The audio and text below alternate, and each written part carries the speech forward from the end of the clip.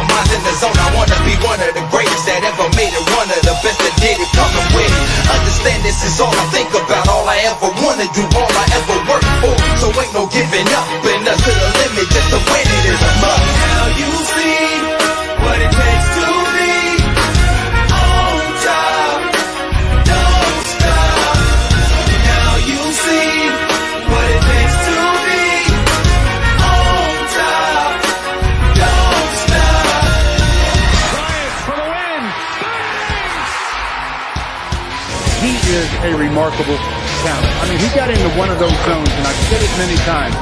It's all right for regular players to get in a zone, but when you're the best player and you get in a zone, that shouldn't be fair. And it wasn't fair. Access, watch the progress, can't be done, man, I'm the champion. Worldwide Laker talk, worldwide Laker gang for life. I'm in a good mood because we had a Mamba moment, so we had to bring y'all the show here on Mamba Monday. Bro, I mean, before we even get into everything, I just want y'all initial reaction of that Anthony Davis 3. I just need that first. You go ahead, B. Man, I was like, it gave me those good memories we had, like, you know, growing up, just watching them Laker games, them close Laker games, them playoff games, and you get that shot. Cause we didn't see so many great plays over the last like 7 years of teams that ain't the Lakers. We like, oh, we get excited and shit, but it's not the same feeling. It's not the same just like joy when one of your players hit a game-winning shot or a big shot in the playoff. We had a buzzer beater. Not only we back in playoff for the first time in 7 years, we had a great moment that's going to be lived on and be showed for years and years and years. And it was great to be back in that mode. Be like, yeah, we got a moment now. We ain't had one in so long, you know. So long, like not even one that matters, because regular season buzzer beaters ain't nowhere near the feeling of this. Quincy, what's your initial reaction of the AD buzzer beater? You know, I was a lot more calmer than I actually thought. My initial reaction was like, this is what we brought you here for. I just feel like AD really haven't got the credit or the appreciation or the recognition of his game. Yeah. And sometimes you have to become a Laker and be in that limelight to prove, you know, who you are. And, you know, with his relationship that he had with Kobe, with the uniforms they were in, it just seems fitting that AD was the one knock down that shot. So yeah, I was happy, but I was like, this is what we brought you here for. Well, let me tell you a feeling that I had in the last minute that I haven't had in a very long time. Even when Joker hit that 3 and they went up by 1, I did not feel like we were going to lose the game. Oddly, and I haven't felt that in a long time. I felt like, you know, usually when that happens, and especially in the last 6 or 7 years, you've been like, all right, that's it. We lost this one. When that happened, I was like, we got a dude in that huddle right there. The same way I felt when we had Kobe and Shaq, and even we had Kobe and Powell, because Powell would hit some big shots too. I was like, we got dudes in that huddle who will hit shots and ain't afraid. Because look, Caruso missed that 3, but he took it with confidence. I would let him take that 3 again, the one that he missed. I would let him take that again. I don't feel like he blew it. I just feel like it was a missed shot. You know what I'm saying? But I feel like we got a lot of dudes on the team who are really, really confident, who are ready to take the challenge. Because you got guys who ain't never not only been in the Western Conference Finals, you got dude who ain't in the playoff, ain't never been in the playoffs, playing hard, playing big throughout these moments, man. And look, we didn't play our best game last night. Like last night wasn't even a great game for us. There were a lot of things that we could have done better. But in the funny thing, what bad as we played, we damn near had them beat the whole fourth quarters, like whole fourth quarters. I think because I think we had 24 turnovers. 24 turnovers. And my guess would be probably 18 was unforced. So it's not like Denver defense was causing these turnovers. It was Kuz dropping passes out of bounds that Rondo was delivering. I think that happened like 3 times. It was just a whole bunch of like just stuff like that. So it wasn't nothing. I think where the confidence was coming from, that it wasn't nothing that Denver was doing to cause us to lose, to lose or to make the mistakes that we were making. A lot of those was like unforced turnovers that we was doing. But in the end, they stuck it out. I was excited to see whereas Jokic scored, AD went right back with a floater. Like, okay. Yep. Right? And so that took me back to the Magic and Kobe. Okay, Larry Bird, you score, I'm gonna come back and score. Or Kobe, Tim Duncan, you hit a shot, I'll come back and I'll fire off one myself. I'll come back and score. I'm right here with you. So it was a good feeling to see a Lakers star to be able to say, hey, you know what? I come right back at you. And it was fitting that the last shot, that's exactly what he did. Yeah. And like you said, 24 turnovers. A lot of it was stuff like LeBron was like horrible in that fourth quarter. Like he just was falling, dropping the ball. Like it was so many things that he did.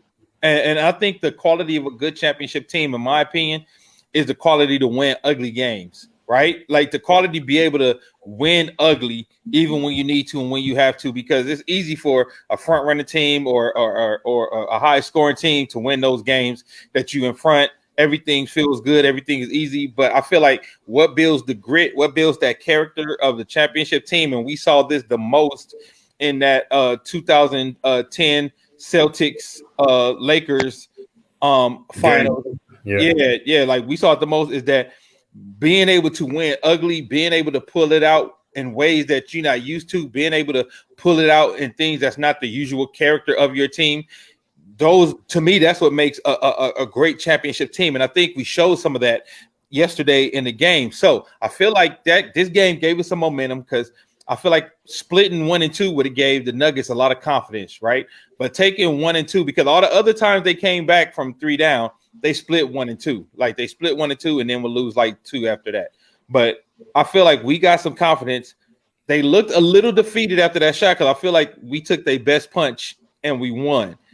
What do you see in the body language of the Nuggets? Do you think we took a little momentum? Do you think we took a little fight for them? Or do you think they continue to be the comeback kids and keep fighting until we try to sweep? I think we got to try to sweep them out of here. What you think, Brandon?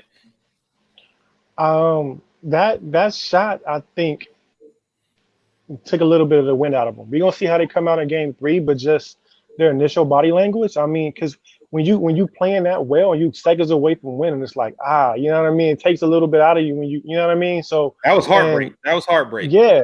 So it's I commented on one of the videos that you posted, like when the shot went through one of the players. I don't know who it was exactly. Punched the ball as it came through. Like he was just pissed off the ball went through. You know what I mean? Like Mason Plumlee, that type of stuff can get in your head for the rest of the series. Mason Plumlee is gonna be talked about in private film sessions. Like, bro, why did you lag off of AD like that? We'll break that play down later on, more detail. But Mason Plumlee can be in his head for the next, however many games in this series, overthinking and not playing the same way because of that play he made, that one play that he made that kind of cost him the game. You know what I mean? So I do feel maybe it'll be in their head, but you can't count them out because they were down 3-1 twice. So I'm not right now. Initially, I'm saying it, but I want to see how they come out in game 3 and then really analyze if I feel that they've been kind of defeated a little bit. What about you, Quincy? What you think? Yeah, no, I think tomorrow will be the dagger game. I think because Denver has done it twice already, that they would still come in tomorrow with some confidence, thinking that if they can make the series 2-1. And 2-1 is still pretty good, a pretty respectable series. I think for the Lakers to really have them on the ropes, we got to go up 3-0. Got to go up 3-0 because then it was settle in that they. I mean, right now it's already a hard task that they have to beat us 4 out of 5 times. But I think tomorrow, Denver's still mindset is like, look, if we could get this thing to 2-1, then the next game we just plan for a top. Right. But if they lose tomorrow, we got to beat these dudes 4 straight times. And I just think that just mentally and realistically that they don't believe they could beat the Lakers 4 straight times. Yeah, that's great. I mean, that's a great point because I mean they've been like if they win tomorrow, right, and they go up 2-1 like Q said, and then we win game 4 or game 4, and then we up 3-1. They ain't nowhere we ain't never been before. You know what I mean? So Right. that's the point that Q. You know what I mean? They like shit. We've been here before. Like we ain't in uncharted territory before. You get down 0-3, you like damn. We ain't never been over here before. It's looking a little different. You know what I mean? So and no one has ever done that. I mean, you can look at history. People have been down 3-1 and came back. Nobody have ever been down 0-3 and came back. So. No, it's not gonna happen either. I thought it may happen in a bubble because there's no home court advantage. But even who was down 0-3 and almost came back? Was it Toronto and they couldn't do it? So I mean, history was not on their side either. So even with no home court, you still couldn't get it done. So yeah, man. I think some of our because a lot of our bench didn't play well yesterday. LeBron played well in the first half. Not really. He was trash in the second half. I don't think that happens again. I don't think all the factors that would have led to Denver being able to steal one yesterday, I don't think that happens again tomorrow. Maybe in game 4, but I feel like that doesn't happen again tomorrow. I feel like guys going to come out to play. Guys going to come out to try to take care of the ball. But that brings us to our first Mamba detail of the night.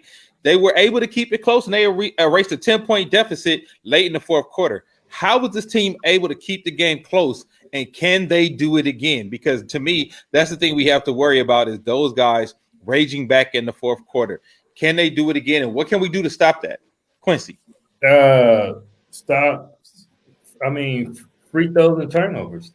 If you put them on a free throw line, you're giving them points while the clock is stopped. Yeah. And if you turning the ball over, you're giving them extra possessions and you're not scoring. So I think free throws and turnovers. In game 1, the referees let us play.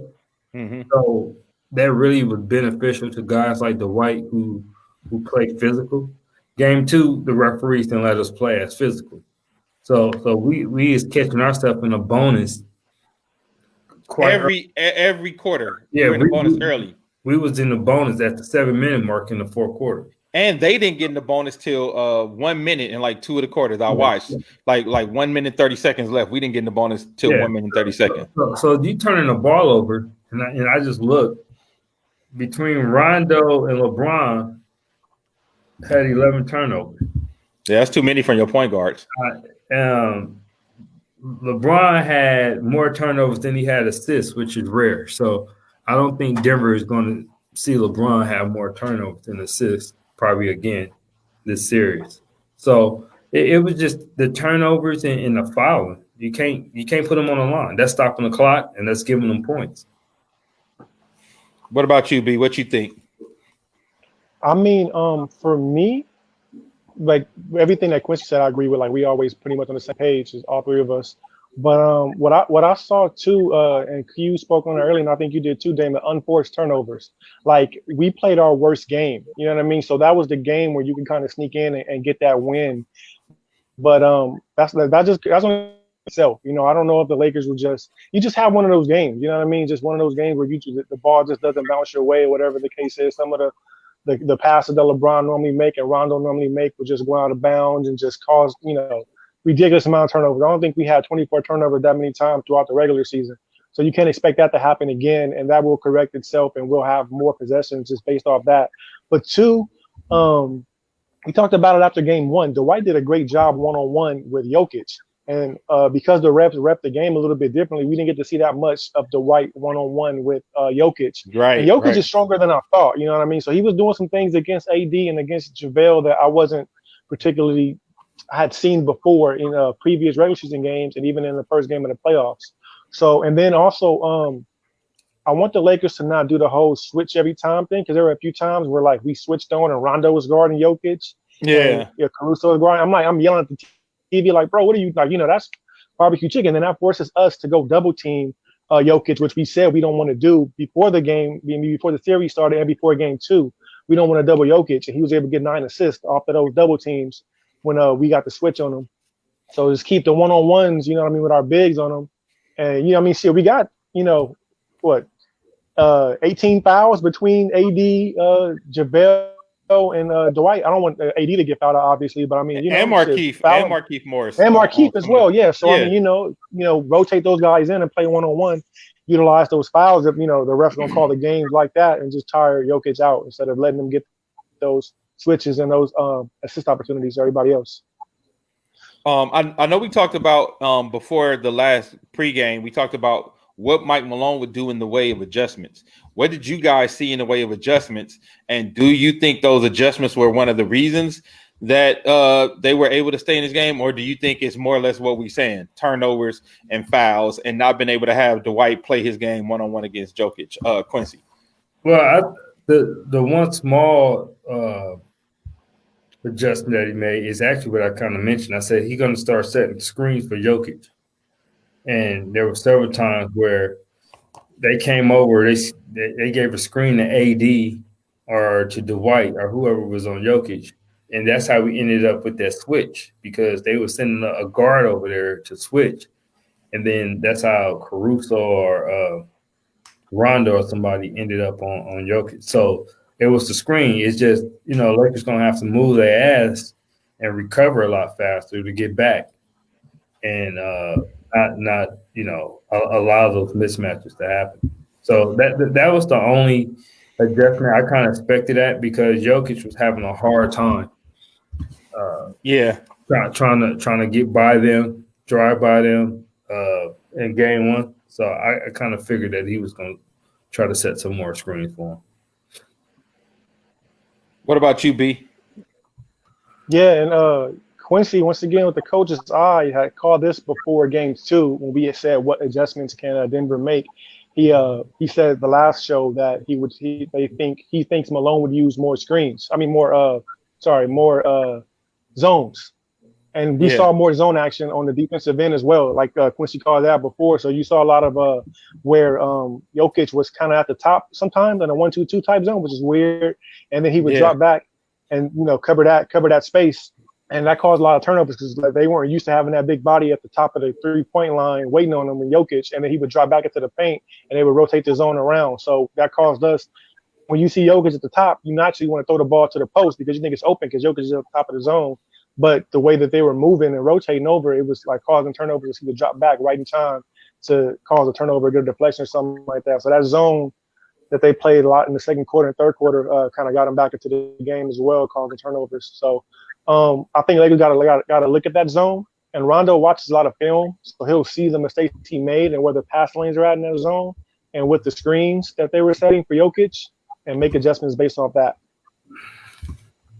Yeah, and also, you know, just to go back, you know, speaking of Joker, are you seeing some things from him so far in this series that you haven't seen? Are you impressed with him? Are you unimpressed? Are you feeling like he's the guy you thought he was, or do you feel like he got more in the tank? He gonna show us something in the next couple of games? Quincy? No, his basketball IQ is a lot better than I thought.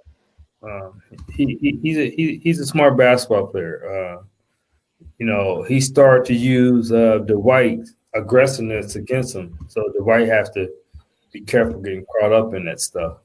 But no, his basketball IQ is a lot better than I thought. Everything else I already kind of knew. He's a good passer, but I think that the Laker bigs being able to move their feet like they do tend to frustrate him because he can't really get the spacing that he wants, especially on his 3-point shot. That's why he haven't really shot threes against yet, because our bigs are not giving him that space, and when he try to blow by him, he can't. That's why he's getting the screens. What about you, B? With me, we've been able to see a lot of Jokic, and then I watched a lot of the Clipper series as well. So I was able to see like he got some smarts and some good passing that I didn't know he had.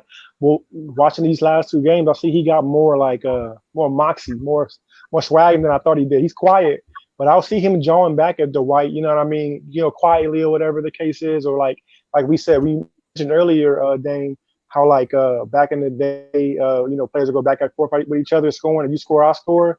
Whenever AD went down to score, he like, hey bro, I match your bucket and go back and score too. So that's like a lot of confidence or swag that I didn't think he had. You know what I mean? He's not going back down from the moment. He's not going back down from AD. He feels like I belong here, and having that mentality where you don't feel like the moment's too big for you.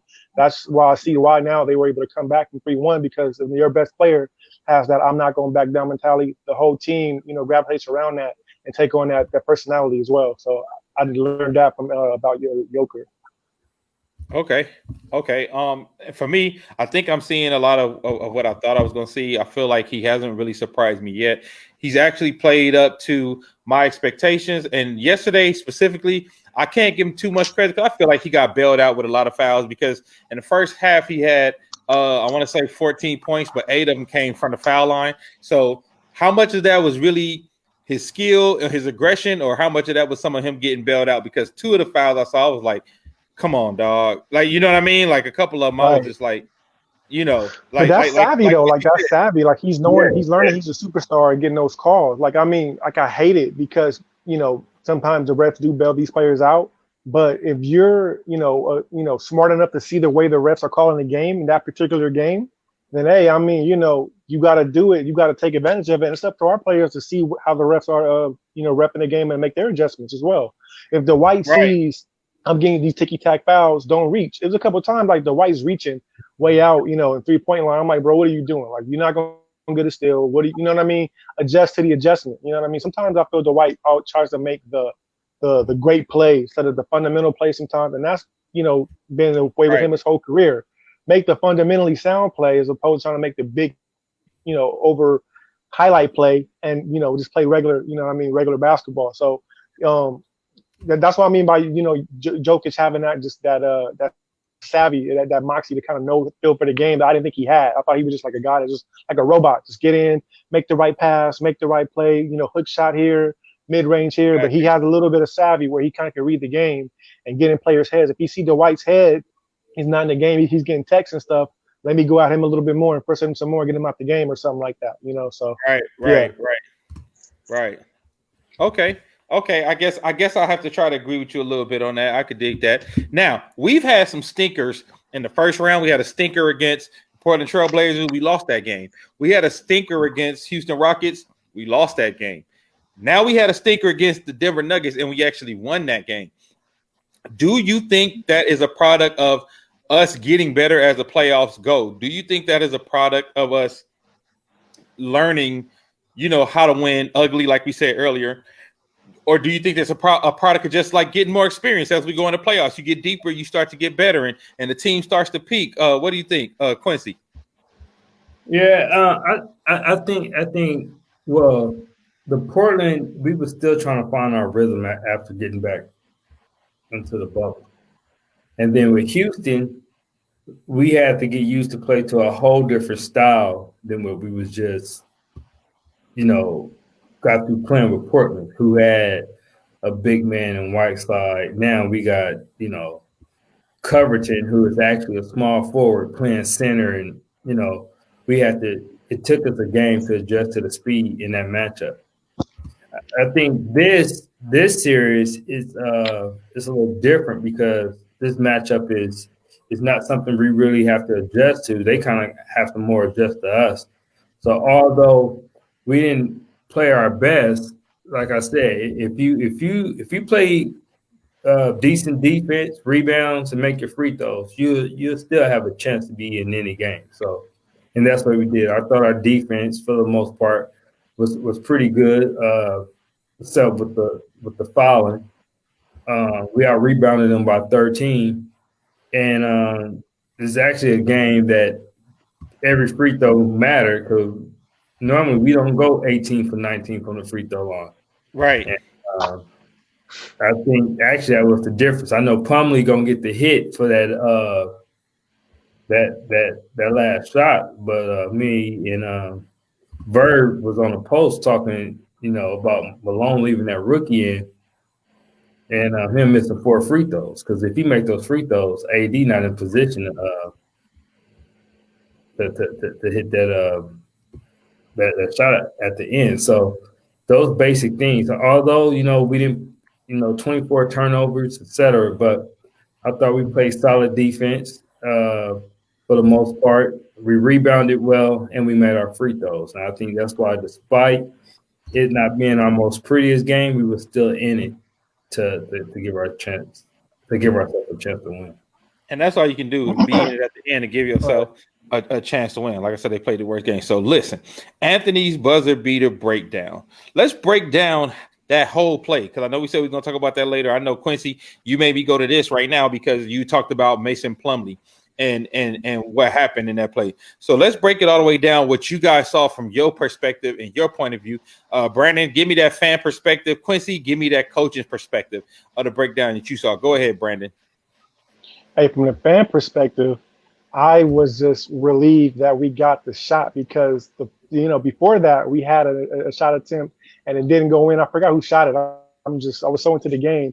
But we got the rebound, and then Danny Green, who I didn't want shooting the shot, went up for the attempt, and luckily, some Laker luck, he got blocked out of bounds with 2.1 left.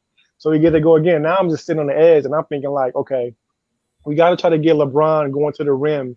You know what I mean? Because he don't want to shoot, but we got to get him going to the rim. So I'm watching LeBron, and didn't really see that Rondo had checked back in. He was inbound on the ball. I didn't see any of that. I just saw LeBron, and then it went over him to AD, and the shot goes up. You get that moment of like, and then it just went in. And I was at my mother-in-law's house for her birthday, and the whole house was screaming.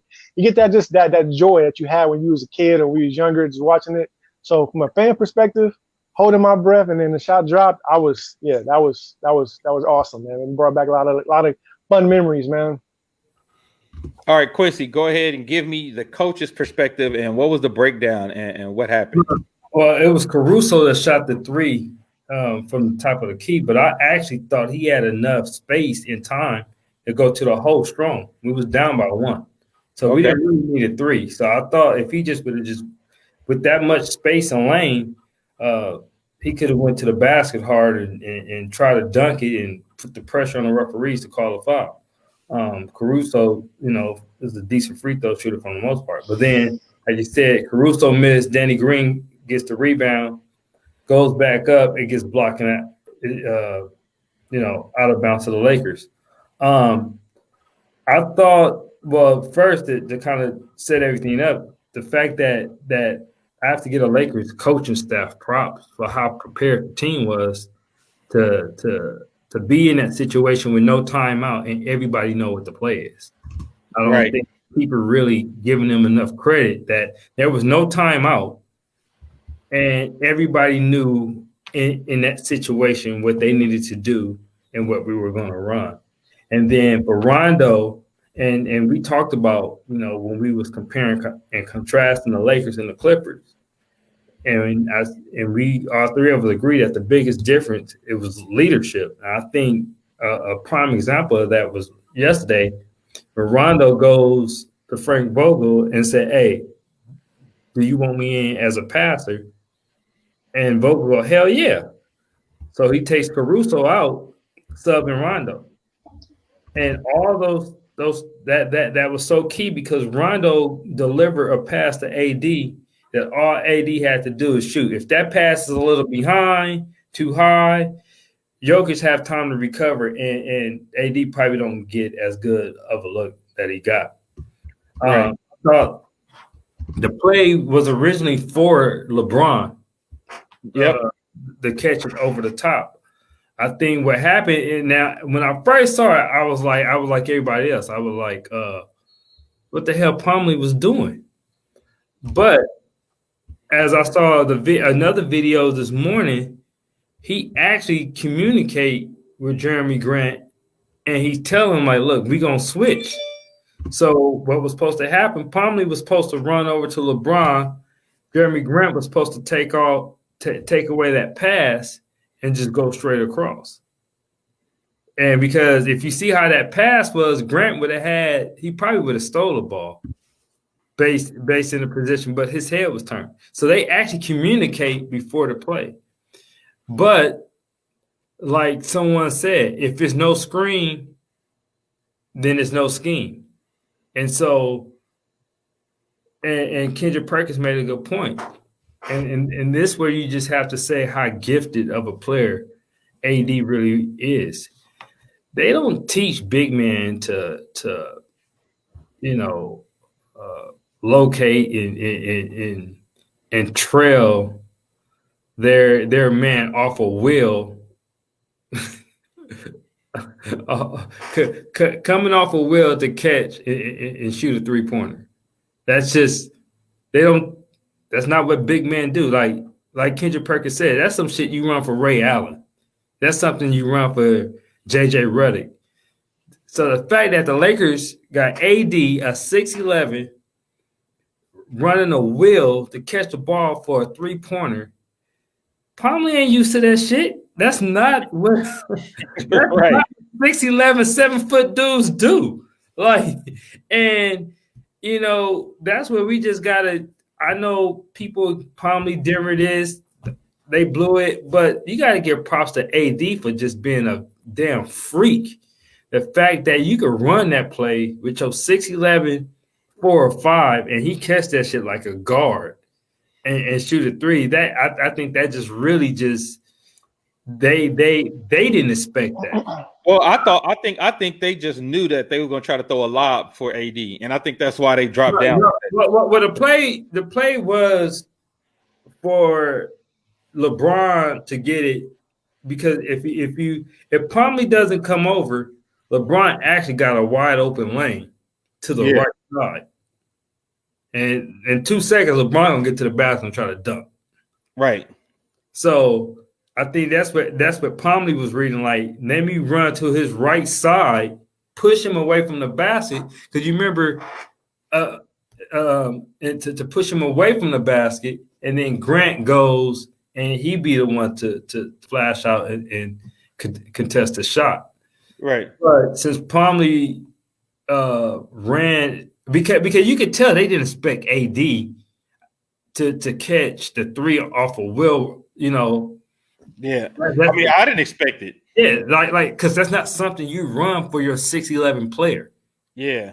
And the fact you got to give your hats off to, first of all, Frank Vogel just realizing, and we actually talked about this when everybody was saying that AD wasn't being aggressive, and because he was just putting AD on the block, and people just wanted AD to post up, and it was 3 defenders on him before he even had the ball. And we actually said on, I think, our first show that he got to start using AD's gifts. Yep. Giving him the ball and touches in different places, having him constantly moving without the ball, working the mid post, like completely using his full arsenal versus just continue to put him on a block and think you're going to just dip it in, throw it into him, because teams are not allowing it. And yesterday was a prime example, because Denver was not expecting our 6'11" power forward. He was a 5 at that point. Yeah. He was our 5 coming off a wheel to catch it at the elbow and shoot a 3-pointer. And like I said, it was so many things. The team for being prepared, Rondo speaking up, because I don't know if Danny Green still make that, or Caruso makes that pass that well, to have the patience and not rushing and throw it in. Yeah, because they said Rondo made all the reads first. Even before he went to AD, they said Rondo looked, and they said you could look. They showed it in slow motion. You could look and see he's making all the reads. And to me, that's just the one of those unspoken things, one of those things you're not going to see show up in the statistical block, that people not going to notice about what Rondo does for this team and what he has been doing for this team. There's so many things that you can't put on a statistic sheet. And I know people used to laugh when Vogel said Rondo brings us the swag that we don't have. And people was like, what does that mean? Especially like the media, white media commentator. And I'm like, I know what he means. What he's saying is he does all the little things that don't show up in the box score. And it's not even the little things like just 50-50 balls. It's not that. It's little things that only him and certain other upper echelon point guards see and know how to do. Because what Rondo does, Rondo gets a lot of hockey assists. And for those who don't watch hockey, a hockey assist, they're counted as an assist if your pass leads to the pass, that leads to the score. Right. So there's two passes before the score. The first pass is also considered an assist because it set up the assist that set up the score. So they call that a hockey assist. And so Rondo gets a lot of those. In the NBA, they don't count. You don't get, no stat for that. But he definitely sets up the pass that definitely leads to a score a lot of times. And if they did count hockey assists, he'll probably have like 19 assists a game. Yeah, man. Well, speaking of that great buzzer beater, we were talking about how us in Lakerland haven't had that feeling in a long time. After he shot that shot, what did he say? None other than Kobe is what he said after he hit the shot. So now let's go through some of our favorite Laker buzzer beaters of all times. You got one you want to start with, Brandon Red? I mean, you know what? I don't know if you got any on you can bring up, but it's been, how many of them has it been, Dane, throughout a buzzer beater Laker win in a playoff game? How many has it been? I think we'd had like 5 or 6 of them in a modern era. In a modern era, right? We got like 2 that before any of us was born. I think Elgin Baylor and Jerry West hit a couple that we can't bring up on YouTube. But my favorite personally is Robert Horry's shot. I mean, that was that's always would be my favorite because we got a championship that year, and where I was at, who I was with, watching it as a 13-year-old kid, we was watching it out in the camping trip with a TV set, a satellite, and a TV set out in the middle of nowhere. That's a big deal back then because we didn't have TVs everywhere like we do now and phones and stuff. You could just watch the game. So having the game out while you're camping was a big deal. So that was like, they're never gonna be beat. There it is right there as he come down. Look, Kobe going hard to the hole. Right. Kobe got it. Yaggett. Right. And who was against, beating the Kings? They were so annoying. They were that annoying ass team. You know what I mean? Yeah, that's always be my favorite. That was significant because that made the series 2-2 instead of 3-1 for Sacramento. Right. Hey, you know what I just noticed for the first time watching that clip? Kobe had a look at a shot and Shaq had a look at a shot and missed. And then Robert Horry hit it. Mm-hmm. Right. That's great. Like both of our stars had a look at the shot and missed.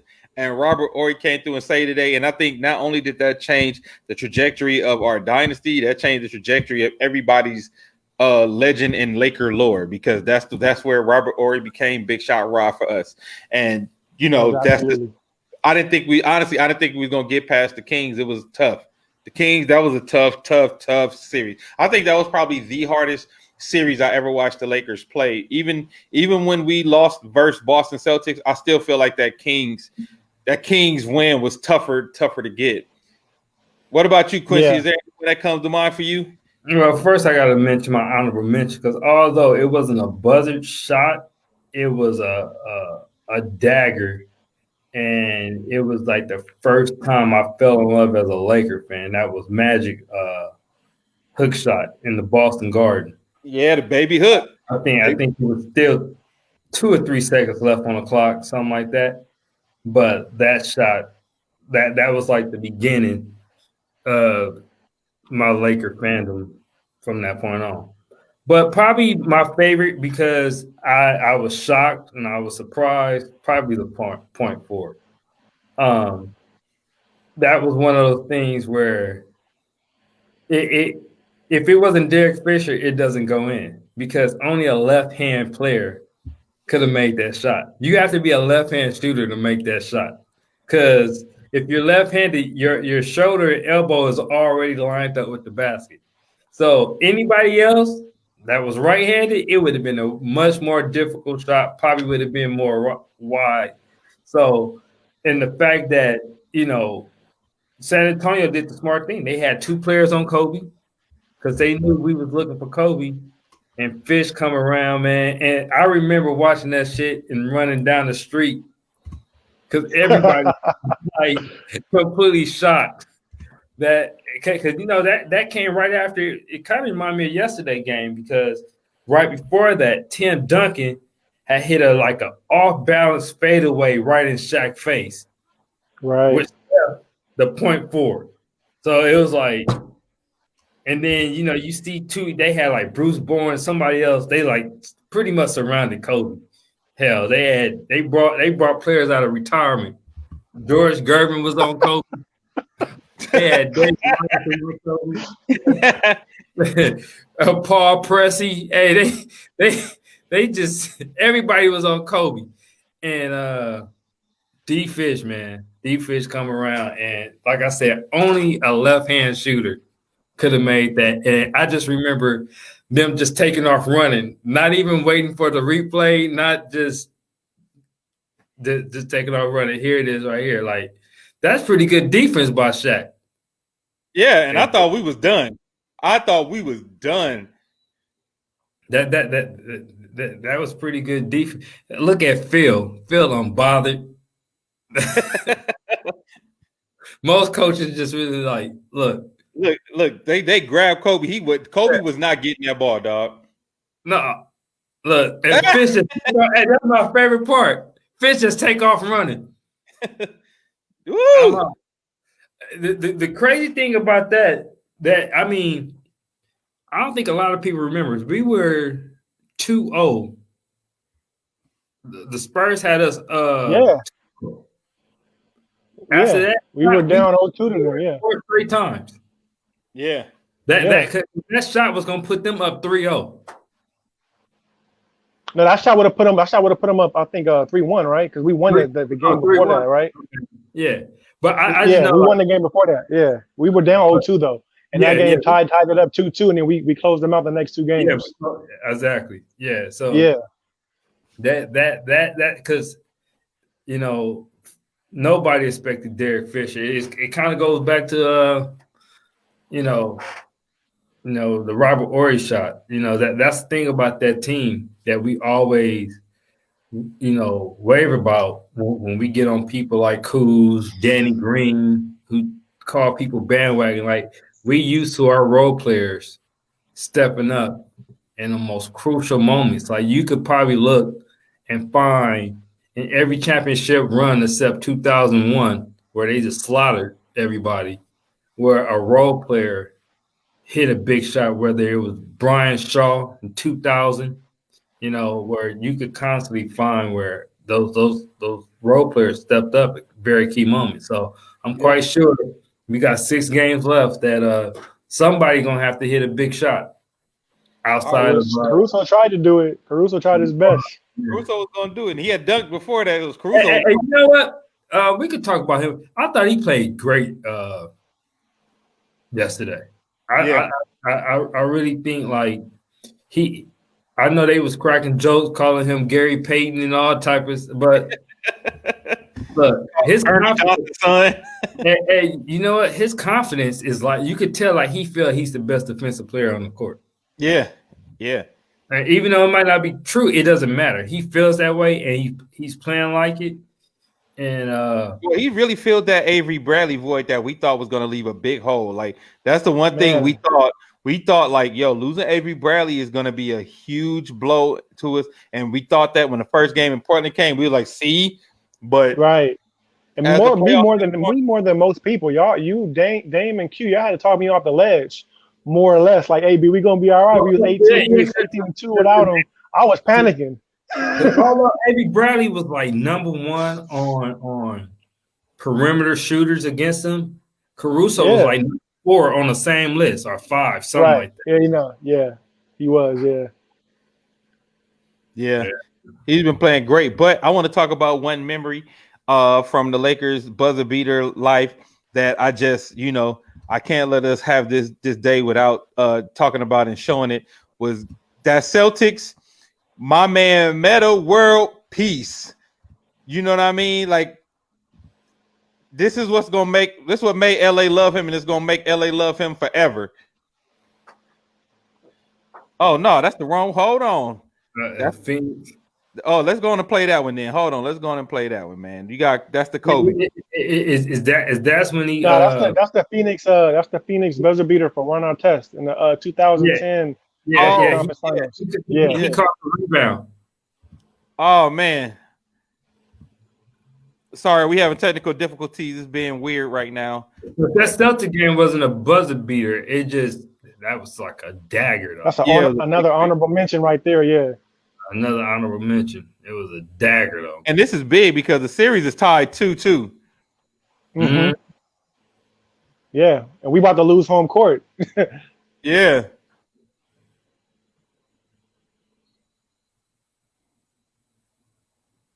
Or Bean. I don't know Bean about to come in.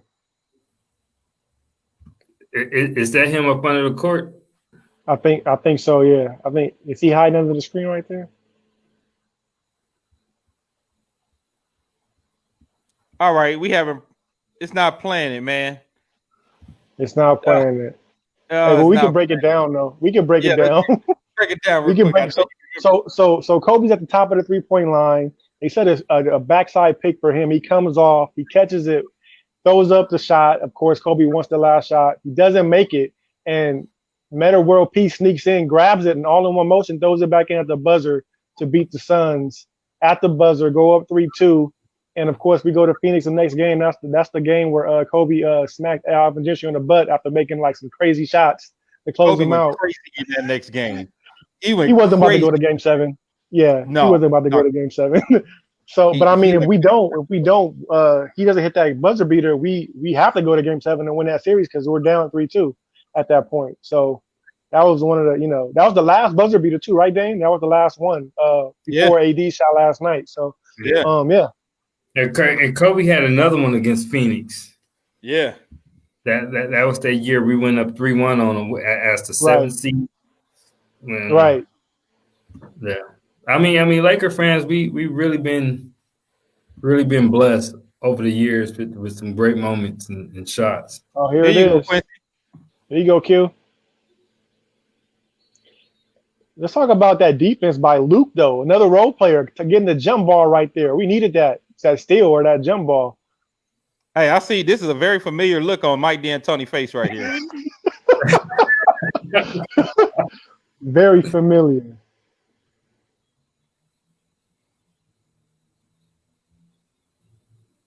They gotta jump it up. Yeah, that was smart by Luke Walton to tie up Steve Nash. Man, Luke can't jump, but he could definitely jump higher than Steve Nash. Right. That's probably about it. And he actually didn't jump higher than Steve Nash. He got 2 tips. Pause. Oh, he completely set him up. Boop.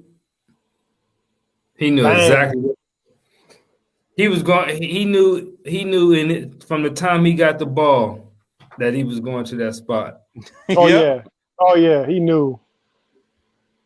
I love it when they just walk off the court like, yeah, we don't even want to see the replay. Like it's a wrap. Yeah, but you know that's why I love D Fish, because when it happens in other spots, like in San Antonio, and the crowd is just cheering, and all of a sudden they just mute. Yeah. And everybody's taking off, running off the court, like F y'all. Yeah. It's like the best moment. Jack. Stop showing his ass, because Tim Thomas had a lucky ass shot that series. Oh my God, man. Still mad at Lamar Odom about that. Right. Hey man, I remember the day watching that game. Me and my brothers running around the whole house after he hit that shot. I mean, literally jumped up and had a damn track meet in our house, like running full speed through the house, just screaming when Kobe hit that shot, man. So let me ask y'all: Do y'all think in the next game we're going to close the door on these guys? Do you think if we have a game 3 win, we close the doors on these guys? Do you think we'll do it? Or do you think this is when they'll sneak that one game in that we think they might get?